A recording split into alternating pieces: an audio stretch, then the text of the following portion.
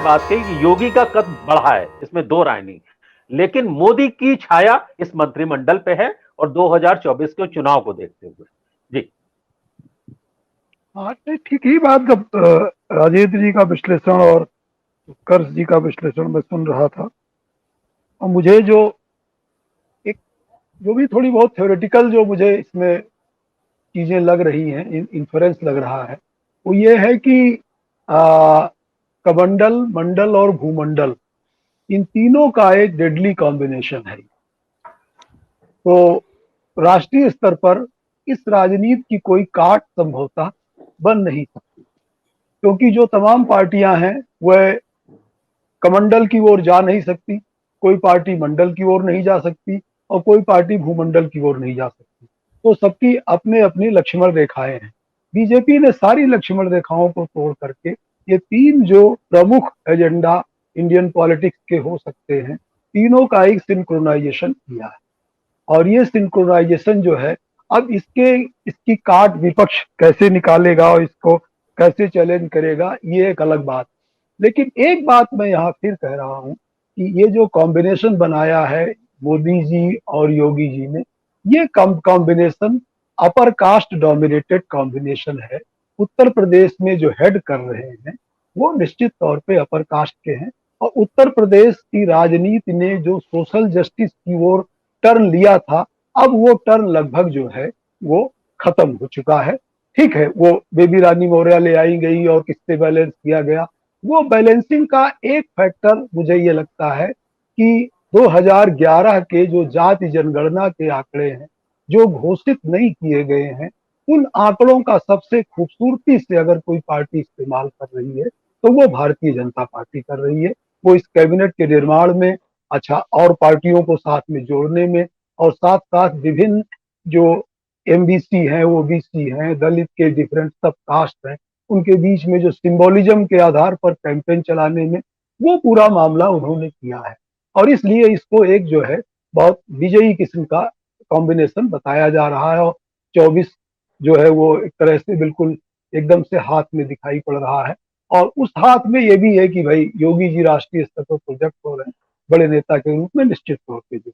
लेकिन एक बात मैं यहाँ जरूर ऐड करना चाहूंगा कि ये जो कॉम्बिनेशन है, ये कॉम्बिनेशन अपने आप में बैकवर्ड कास्ट और दलित कास्ट को सेकंड फिडिल पे ले जा करके उसने खड़ा कर दिया है, खासकर उत्तर प्रदेश की राजनीति में, जहां जो है लंबे समय से ये हो गया था कि कोई दलित मुख्यमंत्री बनेगा या कोई पिछड़ा मुख्यमंत्री बनेगा।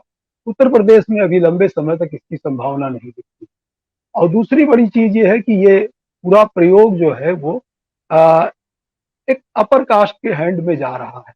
इसको बाकी जातियां लॉन्ग टर्म में कैसे लेती हैं, थोड़े समय के लिए पावर शेयरिंग में खुश हो सकती हैं, लेकिन अगर उनके भीतर सत्ता पर काबिज होने की आकांक्षा है, जो कि मोदी की आकांक्षा से संतुष्ट, मोदी के होने से संतुष्ट नहीं हो रही है, तो वो कोई और कॉम्बिनेशन बनाएंगी, जिसमें कि कास्ट सेंसस का सवाल है, जिसमें कि रिजर्वेशन प्राइवेट सेक्टर का सवाल है, बहुत सारे सवाल उठेंगे। तो ऐसा नहीं है कि ये चीजें अनचैलेंज जाएंगी 24 तक। जो है कास्ट, भारत की जो विभिन्न जातियां हैं उनके पास उनकी जो है एम्बिशन सभी अनफुलफिल्ड है। और ये एक जो है एक छलावे किस्म का जो है जो मंत्रिमंडल है, उनकी एम्बिशंस के साथ छलावा कर रहा है।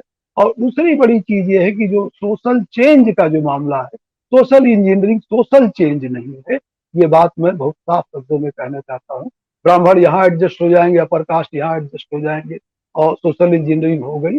लेकिन इंडियन सोसाइटी की जो बेसिक नीड है वो सोशल चेंज की है, इनइक्वलिटी को खत्म करने की है। आज ही मैं देख रहा था जो विज्ञापन आया है, हम निकल पड़े हैं प्रण करके नया नए भारत का नया प्रदेश, नया उत्तर प्रदेश बनाने को, राष्ट्रवाद की, सुशासन की, सुरक्षा की, विकास। इसमें कहीं भी इक्वलिटी का मामला नहीं। जो इकोनॉमिक डिस्पैरिटी बढ़ रही है, जो सोशल डिस्पैरिटी है उत्तर प्रदेश की, उसको कहीं मिटाने का कोई लक्ष्य नहीं। तो जो पार्टी, जो कॉम्बिनेशन लगातार चुनाव जीतते रहना, लोगों को एक बड़ा शो करके उसकी तरफ आकर्षित करते रहना, वो अपने आप में करने में बीजेपी और उनकी सरकारों का कोई जवाब नहीं है। लेकिन एक दूसरा जो है वो नैरेटिव खड़ा हो सकता है अगर विपक्ष चाहे तो, क्योंकि इकोनॉमिक डिस्पैरिटी, सोशल डिस्पैरिटी और जो सोशल पोलराइजेशन है, माइनॉरिटी कम्युनिटी का एक ही सदस्य इस कैबिनेट में है और सब लोग उसकी कोई चर्चा भी नहीं करना चाहता। लोगों ने मान लिया है कि उसका उतना ही प्रतिनिधित्व होना चाहिए, दानिश आजाद। ये अपने आप में इस पर निश्चित तौर पे चर्चा होनी चाहिए। पिछली बार भी एक था, इस बार भी एक है, और हम लोग भी उसकी चर्चा जरूरत नहीं समझते, मानते हैं कि बीजेपी तो भाई जिस तरह की पार्टी वो ऐसे ही करेगी। तो ऐसे करेगी तो ये अपने आप में एक सेक्शन की उपेक्षा है, बड़े सेक्शन की उपेक्षा है। उसका रिप्रेजेंटेशन, उसका पार्टिसिपेशन इतना आप नलीफाई कर देंगे तो उसका एलिनेशन ज्यादा शार्प होगा। और हम लोग यही चर्चा करते हैं कि माइनॉरिटीज ने किसको वोट दिया, दलित ने किसको वोट दिया। माइनॉरिटीज क्या फील कर रही हैं इन गवर्नमेंट को, इन मैंडेट को लेकर के, इसकी हम बहुत कम चर्चा करते हैं। इस पर भी जो है, इस गवर्नमेंट को लेकर के जो माइनॉरिटी का एक मिनिस्यूल रिप्रेजेंटेशन हुआ है, उसके क्या खतरे हैं, क्या एलिनेशन होगा, ये आपको देखना चाहिए। जी।